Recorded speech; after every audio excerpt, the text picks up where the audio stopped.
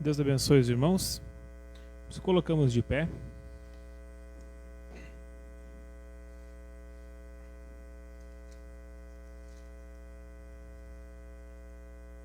Vamos abrir nossas Bíblias no livro de Ezequiel, capítulo 17, versículo 1 ao 6.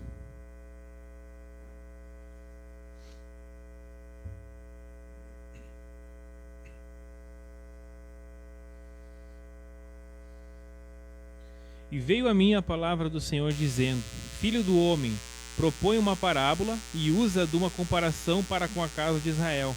E dize: Assim diz o Senhor Jeová, uma grande águia de grandes asas, de farta plumagem, cheia de penas de várias cores, veio do Líbano e levou o mais alto ramo de um cedro, e arrancou a ponta mais alta dos seus ramos, e a trouxe a uma terra de mercenância, na cidade de mercadores a pôs. Tomou da semente da terra e a lançou num campo de semente, tomando-a e a pôs junto às grandes águas com as grandes prudências, e brotou, tornou-se numa videira muito larga, de pouca altura, virando-se para ela e os seus ramos, porque as suas raízes estavam debaixo dela, e tornou-se numa videira, e produzia sarmentos, e lançava renovos. Amém. Oramos. Senhor Deus, obrigado, Senhor Jesus, por esse momento tão especial que é estarmos na Tua casa, Senhor Jesus. Venha falar conosco dessa noite, Senhor Jesus Cristo. Venha fazer uma mudança em nossas vidas essa noite, Pai. Que venhamos sair daqui melhores que entramos, Senhor. Estamos prontos para Te ouvir e Te adorar, Senhor. Amém. Os irmãos podem sentar-se.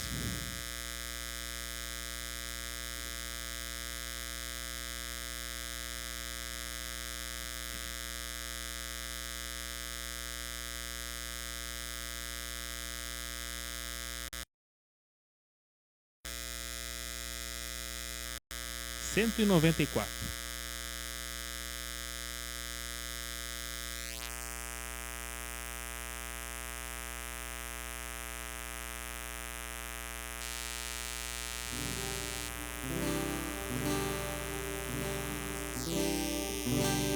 Cortaram madeiro, fizeram uma cruz para o meu Salvador. Madeiro lavrado com pregos cravados, pesado ficou.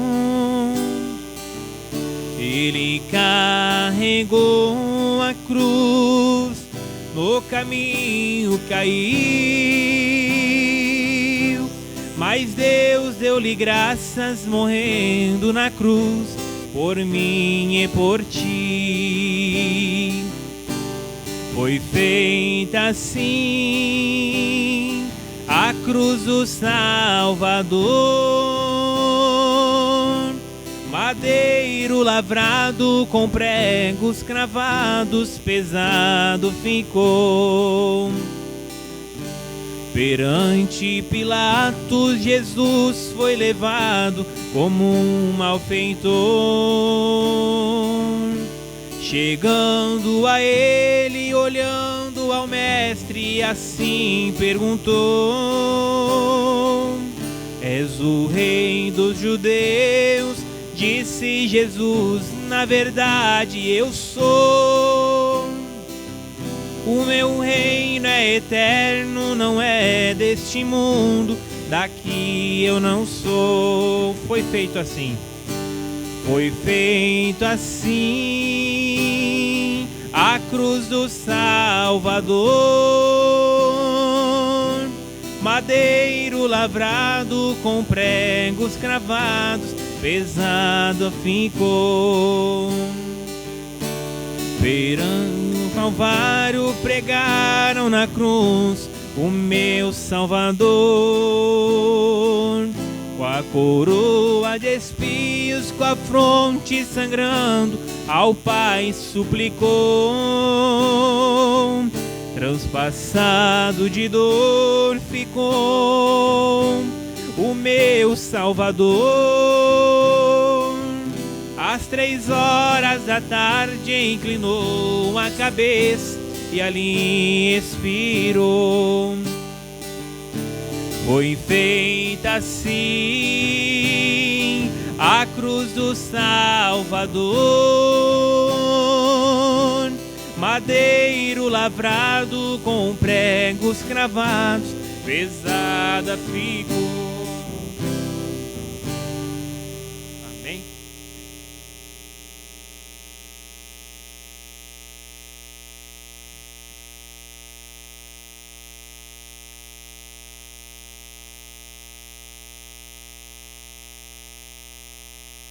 (287).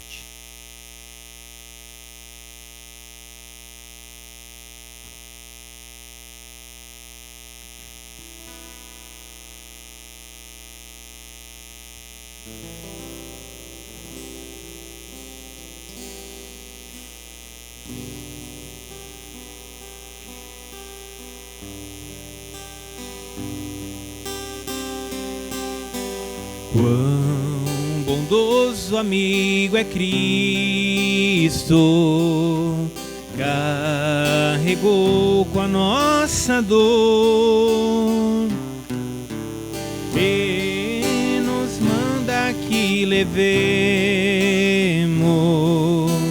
os cuidados ao Senhor. Falta o coração dorido, gozo, paz, consolação. Isso é porque não levamos tudo a Deus em oração. É verdade. Estás fraco e carregado de cuidados e temor. Ah, Jesus, refúgio eterno, vai com fé teu mal expor. Teus amigos te desprezam, conta-lhe isso em oração, e com seu amor tão terno, paz terás no coração. Cristo é verdadeiro amigo, disso prova nos mostrou, quando pra levar consigo ao culpado encarnou, derramou seu sangue puro, nossa mancha pra lavar, gozo em vida e no futuro, nele podemos alcançar. Amém? Vamos adorar a Deus com as nossas ofertas.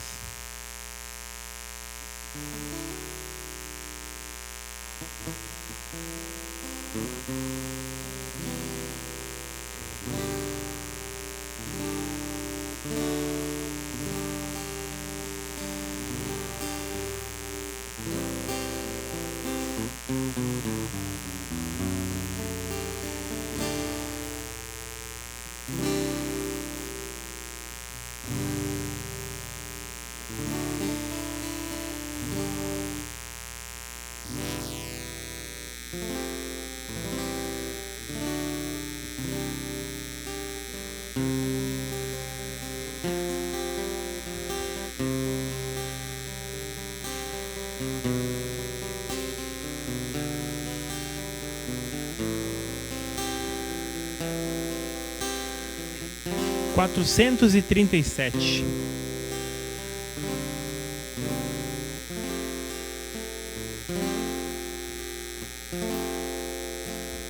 Esse é muito bonito. Eu preciso aprender, tomar posse das minhas promessas e mover as montanhas e montes pela minha fé.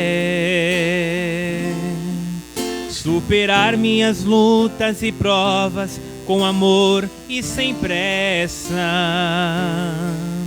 e usando sempre a esperança vou estar de pé.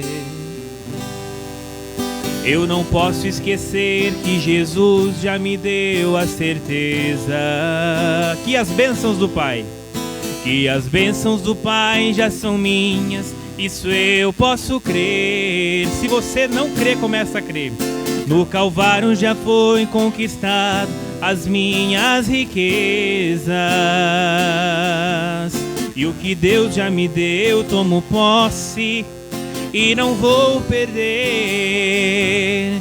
Eu tomo posse da paz e alegria, eu tomo posse da sabedoria, eu tomo posse da bênção completa, eu tomo posse das portas abertas, eu tomo posse da cura e da vida, eu tomo posse do fim das feridas, eu tomo posse do amor e o perdão, eu tomo posse desta salvação, eu tomo posse, eu tomo posse, eu tomo posse do que Deus me deu, eu tomo posse como um filho seu, eu tomo posse. Eu preciso aprender, tomar posse das minhas promessas e mover as montanhas, e vales pela minha fé. Superar minhas lutas e provas com amor e sem pressa, e usando sempre a esperança vou estar de pé. Eu não posso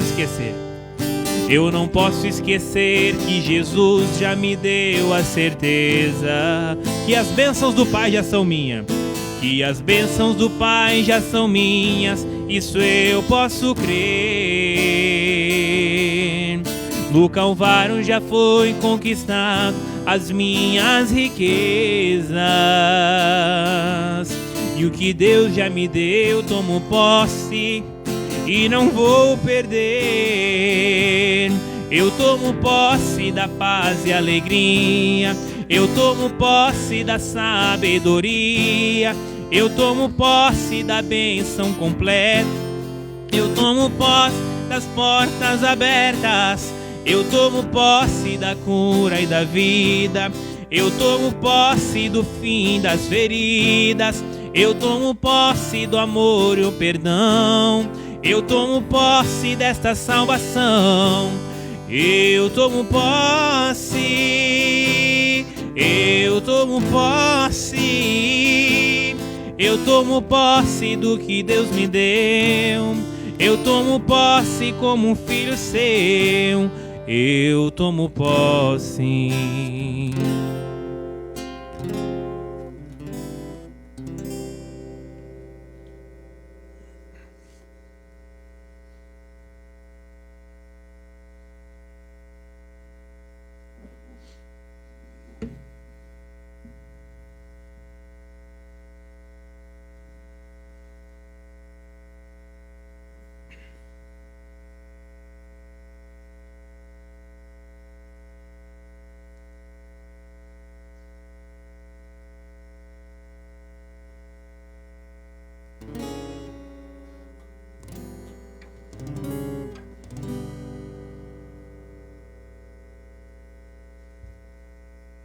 Vou cantar um início especial.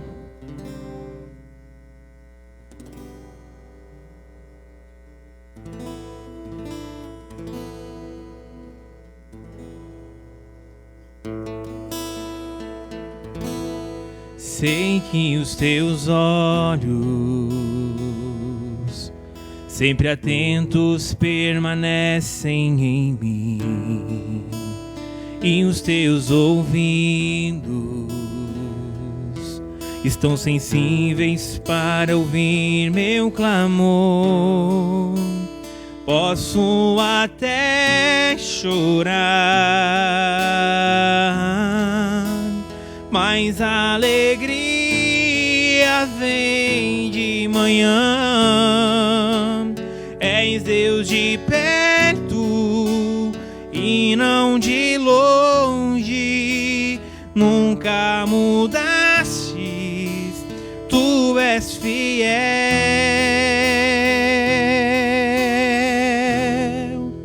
Deus de aliança, Deus de promessas, Deus que não é homem pra mentir. Tudo pode passar, tudo pode mudar, mas sua palavra vai se cumprir.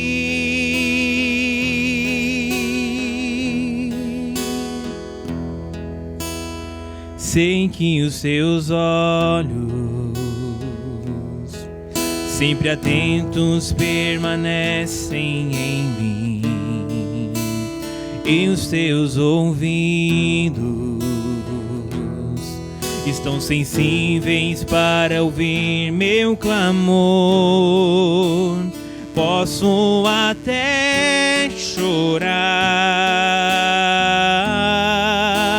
mas a alegria vem de manhã. És Deus de perto e não de longe, nunca mudastes, tu és fiel.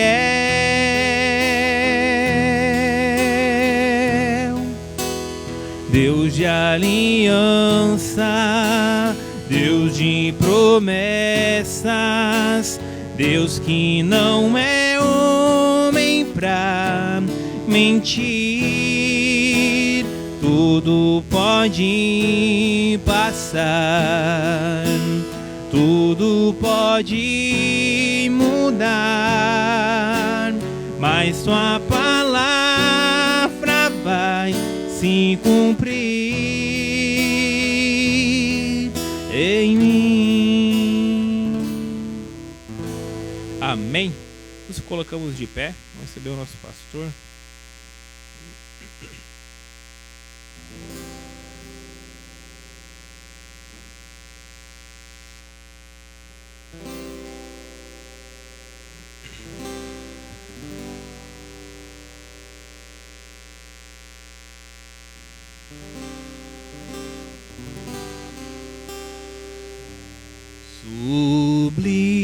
Sublime graça do Senhor, que a infeliz salvou. Eu cego fui, mas vejo já. Perdido ele me achou. Sublime graça do Senhor, que a infeliz salvou. Eu cego fui, mas vejo já. Perdido ele me achou.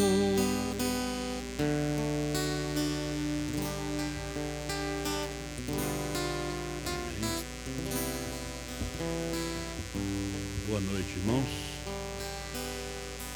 Boa noite aos irmãos também que nos acompanham através da internet. Estamos alegres estarmos mais uma vez juntos aqui em Santa Maria do Herval. Uma temperatura que eu acho que varia de 8 a 7 graus. Uma chuvinha, muito vento e frio, né? E os irmãos estão nos acompanhando das suas casas também. A gente entende, alguns com problema de enfermidade. Mas graças a Deus que nós temos a internet hoje, nós temos o culto em casa, temos o culto no lar, né? E isso aí, Deus providenciou tudo para nós nestes últimos dias, né? E não é somente o rico que tem internet, mas todos nós, porque nós não somos ricos, nós somos abençoados. Às vezes as pessoas pensam que somos ricos porque temos um carro, uma casa. Não, nós somos abençoados. O rico é uma pessoa que não tem paz. O homem de muito dinheiro, ele não tem paz. Ele tem dívida, preocupação, medo. Mas o homem abençoado, ele tem paz, ele tem Cristo. É importante, né? Porque às vezes nós queremos muito, mas Deus quer nos dar pouco, mas é bênção, né? Às vezes o muito é maldição, é inquietação. É como a semente que foi jogada, plantada entre os espinhos, né? As fascinações das riquezas, o querer abraçar o mundo, é os espinhos que sufocam a palavra e ela fica infrutífera, né? E nós agradecemos a Deus por sermos um povo abençoado. Você deve agradecer a Deus por ser uma família abençoada, um esposo abençoado, uma esposa abençoada, né? E você agradece a Deus e tudo dá graça. O irmão Brana disse: se o teu trabalho te tira da vontade de Deus, Deus não te deu. Procura um dado por Deus. O seu serviço não pode te tirar as bênçãos de Deus da sua vida. Deus é primeiro lugar em tudo nas nossas vidas. Vocês aí pela internet, se vocês têm um emprego, que às vezes as pessoas não podem ligar nem o celular no emprego para assistir o culto.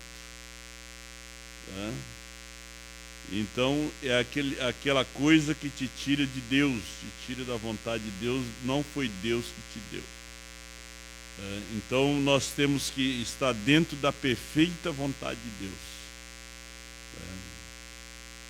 Buscar em primeiro lugar o reino de Deus e as demais coisas vos serão acrescentadas. Nós vamos ler Filipenses capítulo 1, versículo 28. Em nada vos espanteis dos que resistem, o que para eles, na verdade, é indício de perdição, mas para vós de salvação, e isso de Deus. Senhor Deus, abençoa cada coração, cada filho, a cada filha. Nós sabemos que é o Senhor falando conosco através das... Nos ajuda aqui nesta noite. Abençoa os irmãos através da internet. Ali dei graça, força para o irmão Felipe. Cura ele daquelas dores na sua barriga.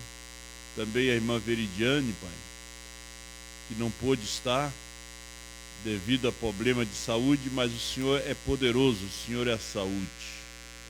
Pai bondoso, também lembramos do irmão Derli ali no Hospital das Clínicas.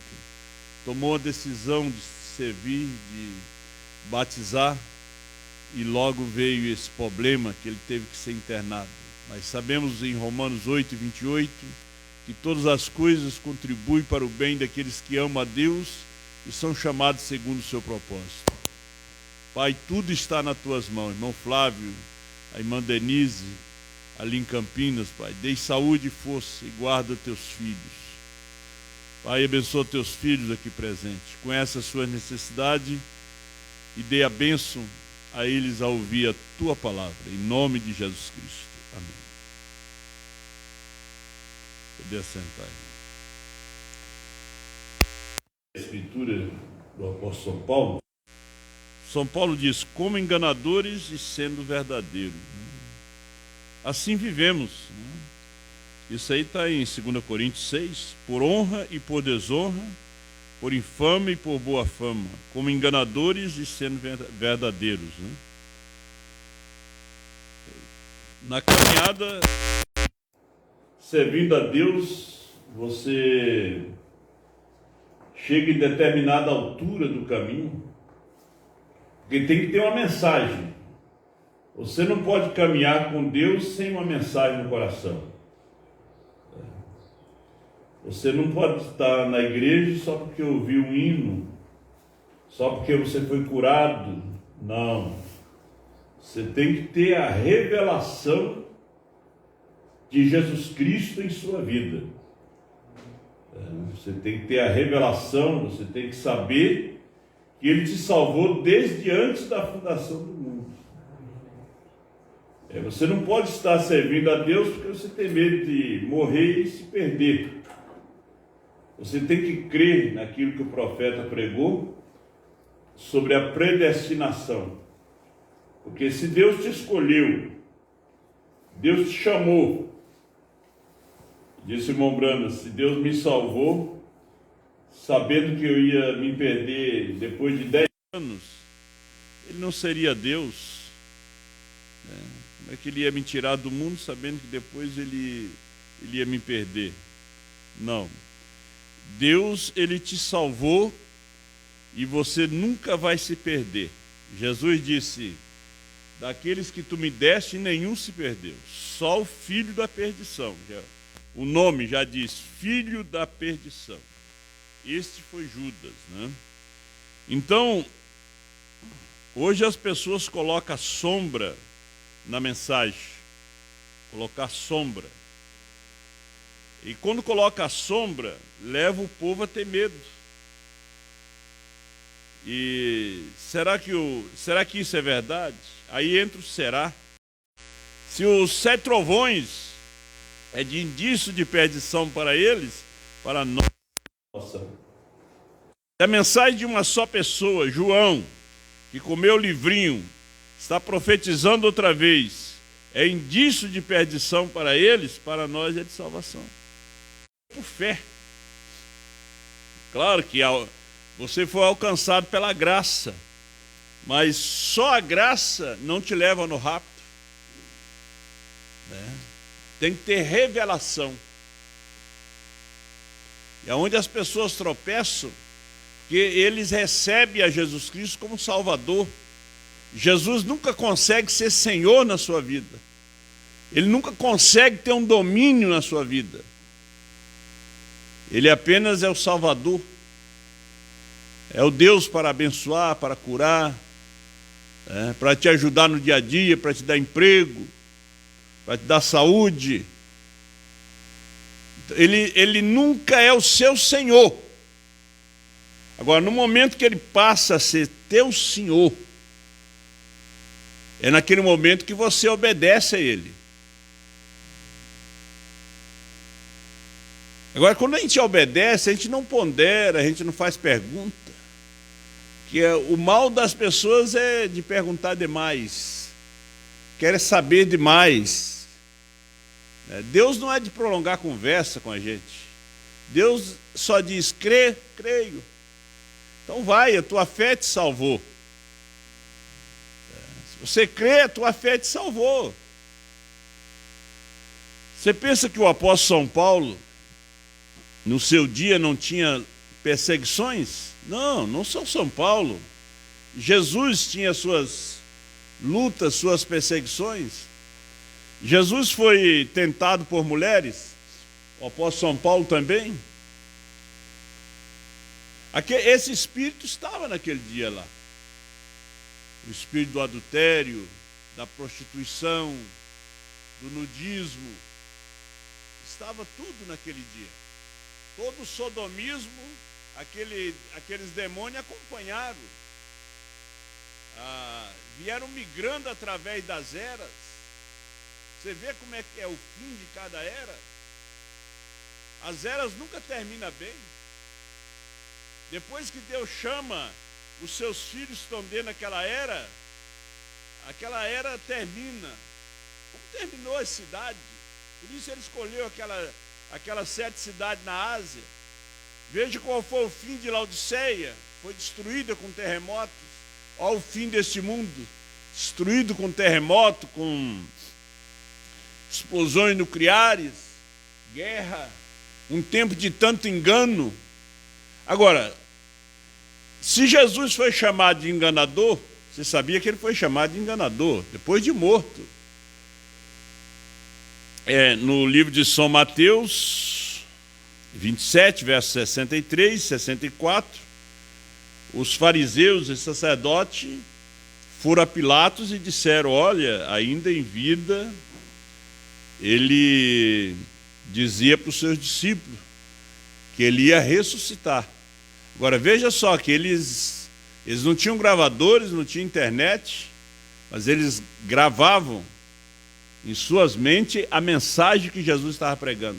Eles sabiam sobre a ressurreição. Aquilo que Jesus estava dizendo que ele ia ressuscitar, eles escreveram aquilo ali. Olha, ele disse que no 3º dia ele ia ressuscitar. Uma coisa que até os discípulos já tinham esquecido. Você sabia que até os discípulos esqueceram, mas os inimigos não esqueceram da mensagem. Aí eles chamam ele de enganador, numa outra parte, embusteiro. É a mesma coisa de enganador. Então, eles pediram que reforçasse a guarda no sepulcro. Porque eles disseram: não, de noite os discípulos vão vir roubar o corpo e vão dizer que ele ressuscitou. E o último engano vai se tornar pior do que o primeiro.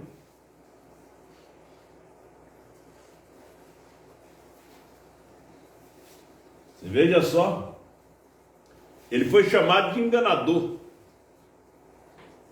A igreja dos dias de Paulo foi chamado, o ministério também foi chamado de enganador. Aí São Paulo veio: o que para eles é indício de perdição, para nós é de salvação. Jesus ressuscitado é salvação. Amém. Ele disse: eu prego a Jesus crucificado. É escândalo para os judeus, loucura para os gregos, mas para nós é salvação, é o poder de Deus. Amém. É o que ele pregava. Agora, chegamos no século 21, fim de todas as coisas, que nós estamos, na verdade, no fim. Século 21 é o fim.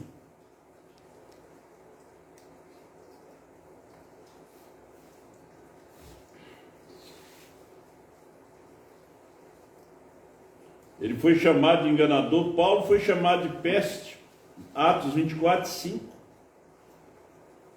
Foi chamado de promotor de sedição entre todos os judeus, principal defensor da seita dos nazarenos.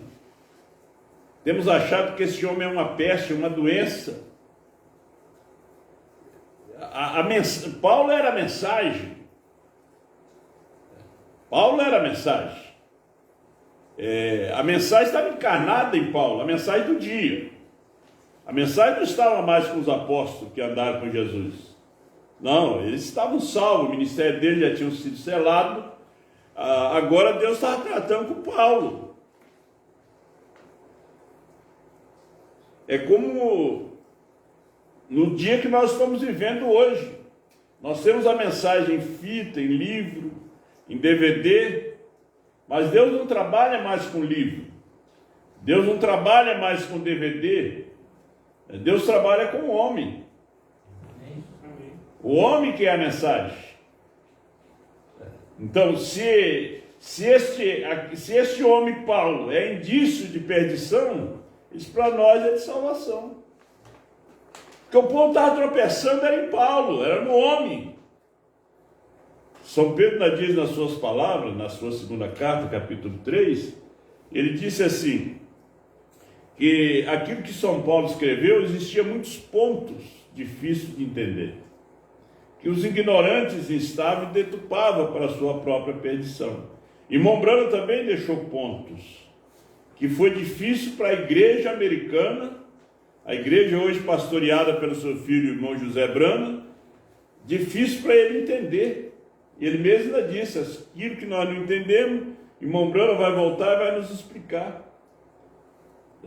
Então, eles ainda hoje esperam o irmão Brana retornar para explicar, vai cumprir a visão da tenda, revelar os 7 trovões, revelar o novo nome. Quando aqui no Brasil, Deus mostrou para a esposa, aqui no Brasil, João come o livrinho e mostra que os 7 trovões são as revelações contidas nos 7 selos, que os 7 trovões já foram revelados. Amém. Aqui no Brasil, Deus já mostra que o novo nome foi revelado. Na América, eles ficaram cegados. Eles não puderam ver. O ministério estava ali. O ministério da esposa estava ali. Irmão Brana fazia parte desse ministério. Mas ali era o ministério do Filho do Homem. Aqueles dias do irmão Brana era o ministério do Filho do Homem. Era o ministério de Elias. Era o ministério de 7º anjo. Agora, irmão Brana falou do ministério da noiva, da era da noiva. Aquela era que hoje nós estamos vivenciando, vivendo ela, vivendo essa palavra. Agora você veja que é aquelas coisas difíceis de entender, mas não é para entender, é para nós crermos. Como é que você vai discutir com Deus? Como é que o barro vai dizer para o oleiro como fazer o vaso? Não, ele é barro, nós somos barro. Ele que é o oleiro, ele faz como ele quer. Então, esse é o tempo. Porque se não tivesse o ministério de Elias, o ministério do Filho do Homem, tudo cumprindo no irmão Brana, e o ministério do 7º anjo, João não podia comer o livrinho. Porque no ministério de Elias ele restaura batismo, santa ceia, lava-pés. Como Filho do Homem, ele vem para poder, foi Deus numa carne humana para poder revelar a palavra. Porque veja só, de Filho do Homem ele salta para 7º anjo. 7º anjo era Deus numa carne, o anjo forte descendo, se materializando, ele colocando um pé na terra e outro no mar. Há um silêncio de meia hora, quando o 7º selo é aberto. Apocalipse 10, 8 a 11 é um silêncio.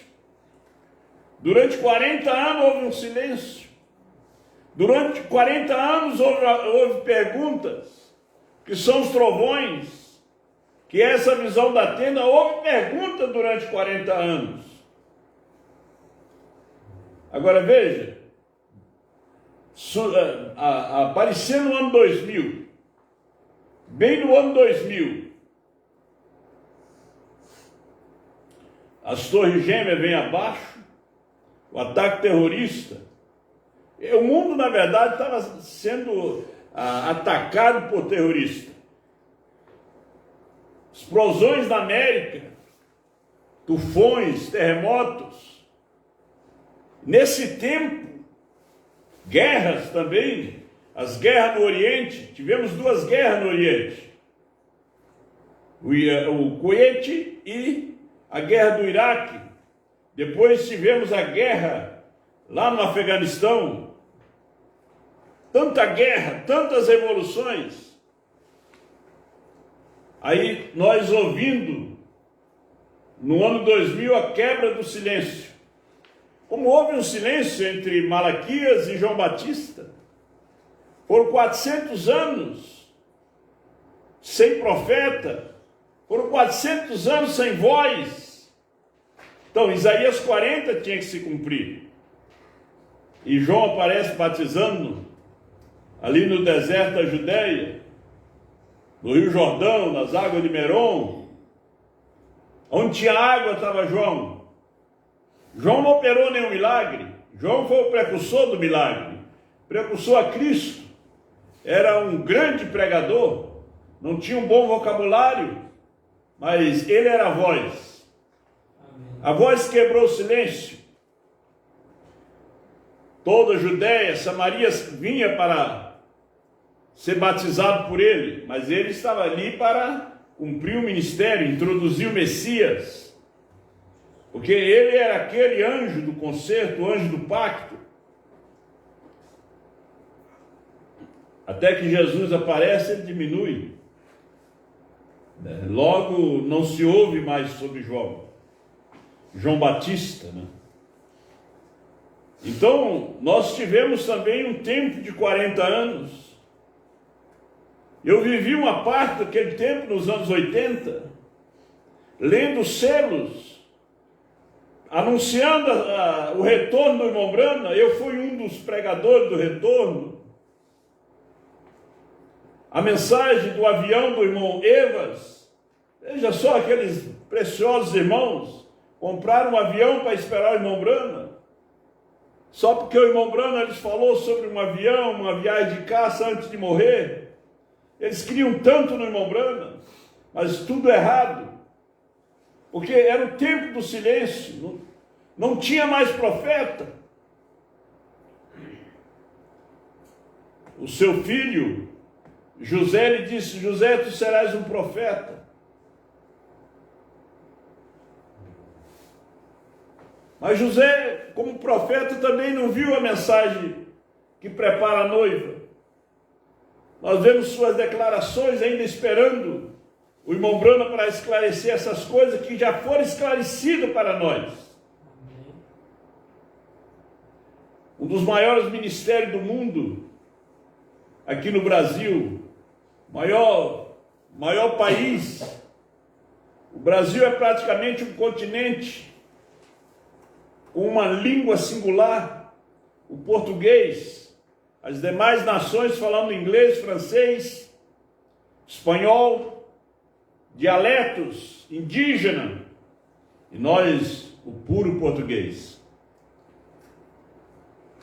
Uma profecia para essa nação. Deus falou, através da boca de uma senhora, que Deus ia fazer aqui nessa nação. Ele não vai fazer, ele já está fazendo.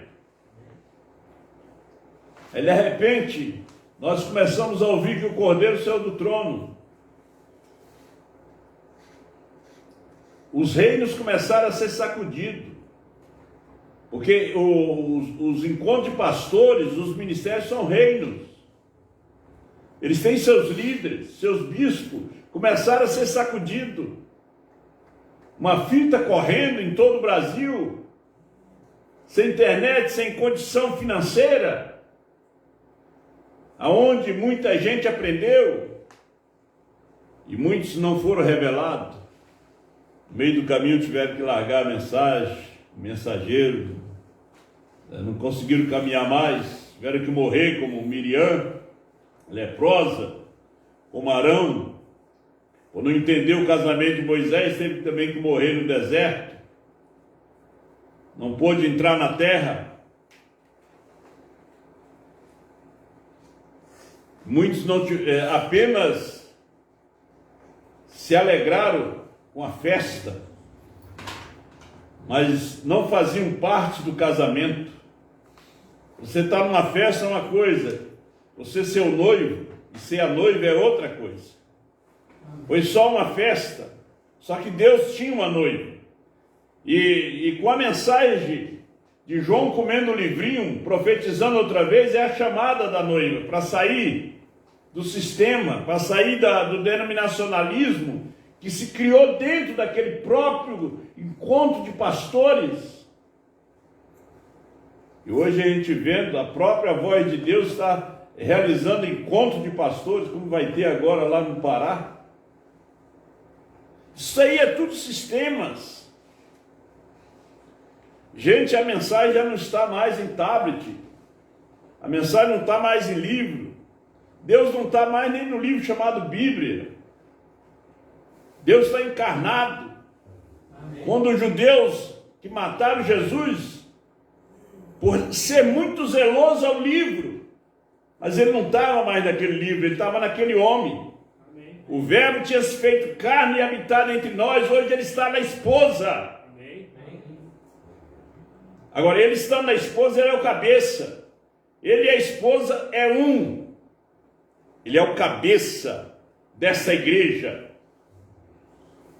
Hoje é a mensagem de Apocalipse 10, 8 a 11.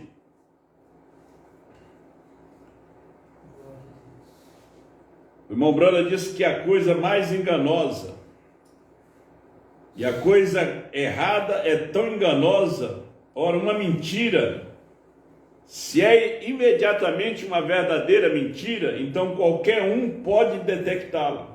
Mas a mentira que tem cerca de 99% de verdade em si, esta que é enganadora.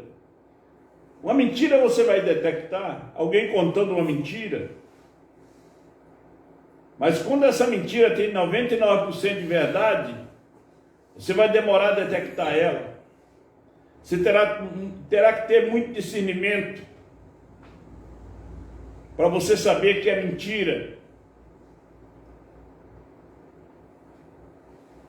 Para aquela mulher saber que aquele homem está lhe enganando, para aquele homem saber que aquela mulher está lhe enganando, quando ela lhe trata tão bem, faz tudo, e ele nunca vai imaginar. Ele está ali pronto para dar sua própria vida por ela, e ela está lhe traindo, lhe enganando. Se a coisa é feita à luz do dia, para que todo mundo veja, é fácil saber. Mas com 99% de verdade, igual a serpente trouxe a mensagem para Eva, a mentira encoberta com 99% de verdade. Ele sabia que era verdade. Hoje nós vemos a serpente trazendo a mesma mensagem enganadora, cheia de parágrafos, cheia de versículos. Gente, não adianta você sair pregando 100% da mensagem. Deus nunca te enviou. Deus nunca te enviou. É como um homem fardado, com arma, com credencial, e ele não é polícia. Ele é falso. Ele vai enganar muita gente. Muitos vão ficar com medo, reverência, respeito, até que vai descobrir que aquilo é falso. Até que vai descobrir que aquele médico não é verdadeiro. Ele já abriu muita gente, como aconteceu de um em São Paulo, que mandou até tirar a perna de um num acidente, e ele era falso médico. Até descobrir, muita gente sofre. Até descobrir que aquele homem não é pastor, não é pregador. Muita gente é enganado.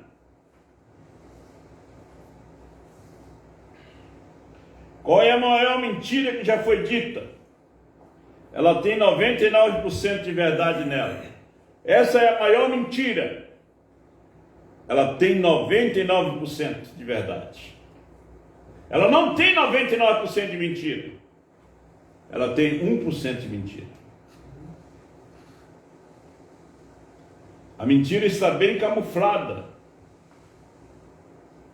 Está bem camuflada. Você tem que ter o discernimento. Por isso nós vivemos numa era profética. E a esposa, ela é profeta.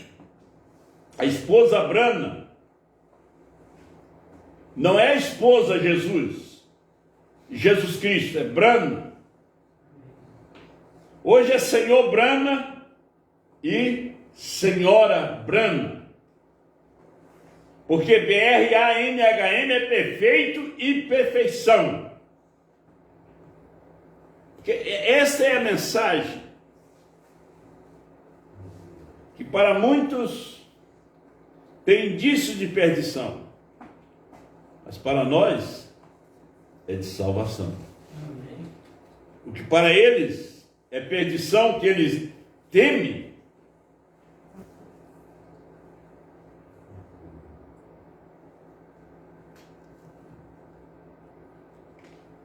eu estava lendo aqui, tempo da colheita, né? 316. Isso tem que parecer exatamente com a verdade para ser enganador.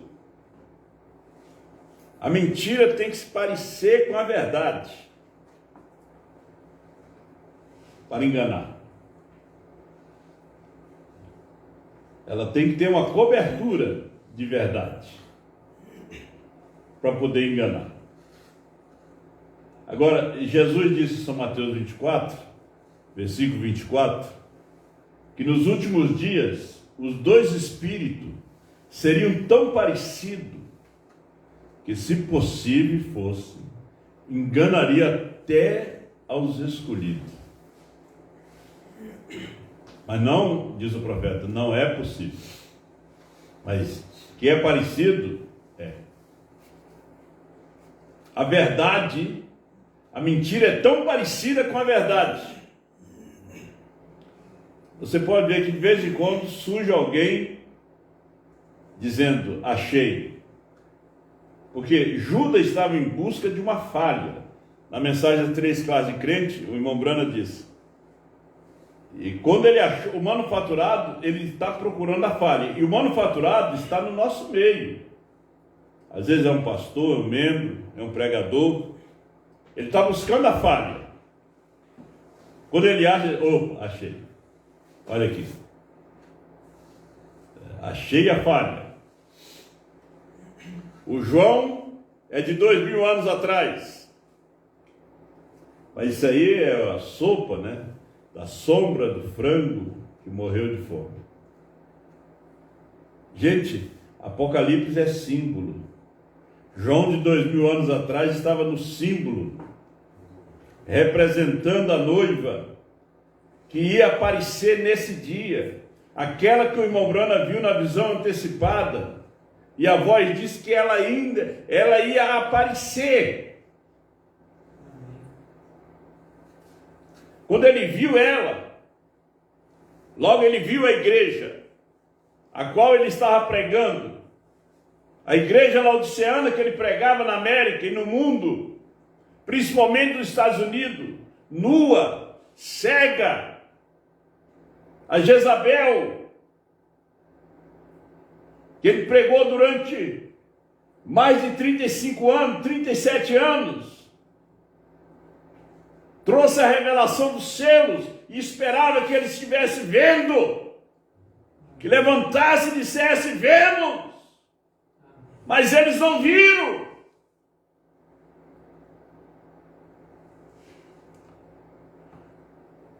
Você pega a mensagem do arrebatamento, no finalzinho ele está contando, também na mensagem Escolhendo uma Noiva, ele está contando sobre a vista antecipada da noiva. Ela some e aparece a igreja da Ásia, da Europa, agora da América, era muito vulgar. Tinha apenas um paninho cinza na parte de trás. O cinza representa, é um tipo da hipocrisia.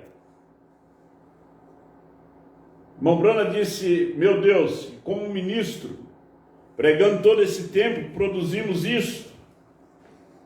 Então a voz disse, ela aparecerá outra vez. E ele pregou em 65, ela aparecerá outra vez. E nesse dia ela tem aparecido, porque ela é a palavra. Amém. A palavra não é o noivo. A palavra é a noiva. Porque você tem que nascer da água e do Espírito. Água é palavra. É a parte feminina. Para o nascimento tem que ter um homem e uma mulher. Não é gravidez de laboratório. É uma relação espiritual, sexual, espiritual. Água, palavra, a parte feminina, espírito, a parte masculina. Jesus foi gerado por obra e graça do Espírito Santo. O Espírito é o Pai, é o macho. Palavra é a parte feminina. O que ele busca na terra é a palavra. Vamos discutir. Eu há de crer. Amém. Amém. Isso é maravilhoso, né? Deus te abençoe. Vamos ficar de pé? A gente vai mastigando isso aí um pouquinho, né? Amém. Pai Celestial, nós agradecemos por esta noite. Damos graça pelos teus filhos que estão presentes e aqueles que estão através da internet. Dê a tua bênção para cada um. Nos abençoe na nossa viagem de retorno para casa. Em nome do Senhor Jesus, pedimos a bênção. Amém, Senhor. Mais um hino, Moreira? Pode sentar e depois do hino estamos despedidos.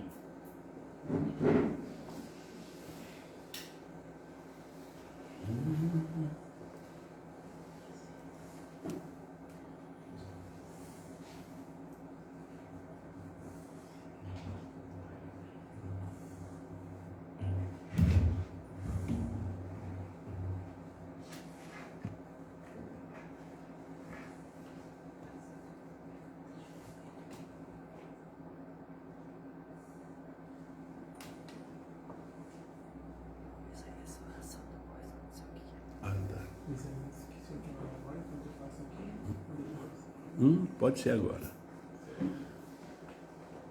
E agora aqui?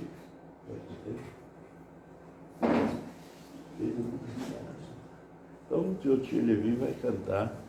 Vamos orar pelo... Ô Levi, controla aqui. Isaías fez aniversário. Vem aqui. Controla lá o... Só um pouquinho. Filmagem. Deus abençoe. Quantos aninhos? Não.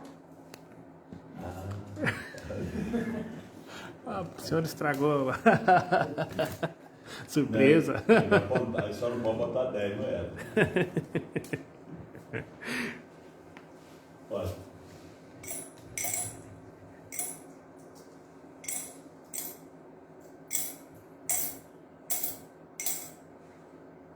Amém. Amém. 9 anos. Amado Deus, Pai Criador de todas as coisas, abençoe Isaías, guarda ele neste caminho, Senhor, nessa vida que o Senhor deu a ele para viver. Que seja uma vida cheia de bênção. Sabemos que há muitos espinhos, muitas provas, mas dê a ele, Senhor, o batismo do Espírito Santo, o selo na sua alma, e abençoa essa pequena criança, dando força e graça e crescimento natural e espiritual. Seja com ele, guardando, livrando de todos os males e todos os perigos. É o que eu te peço em nome do Senhor Jesus. Amém. Mais um hino.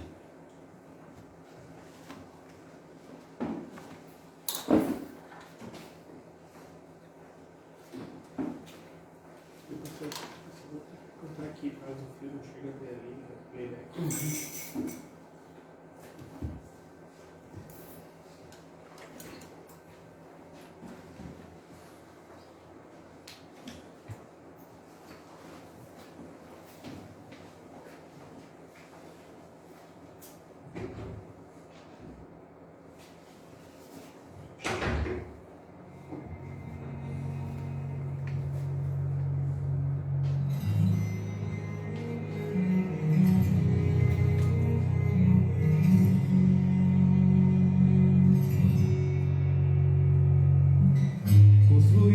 casa do zero é muito mais fácil do que pegar uma estrutura já pronta e ter que refazer.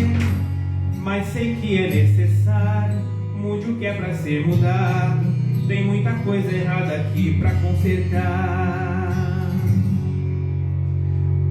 A obra vai ser demorada, é difícil, eu sei, mas essa reforma vai te colocar aqui dentro outra vez.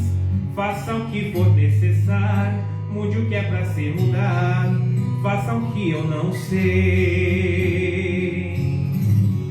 Meu alicerce foi danificado e o telhado tá todo rachado, e a encanação onde passa a água tá velha, tá ruim, tá toda quebrada. Já não existe mais a fiação, tá sem energia, sem manutenção. Começa urgente essa reforma em mim.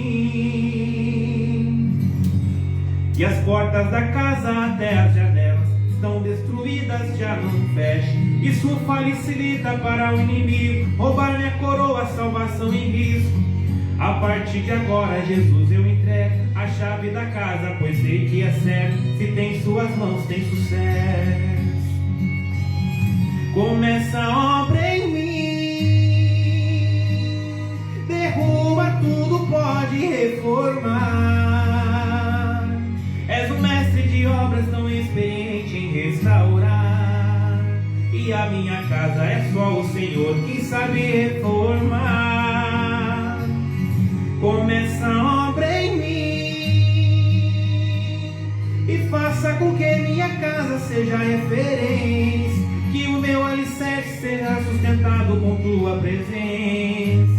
Que a estrutura da casa seja a tua palavra firmada em mim.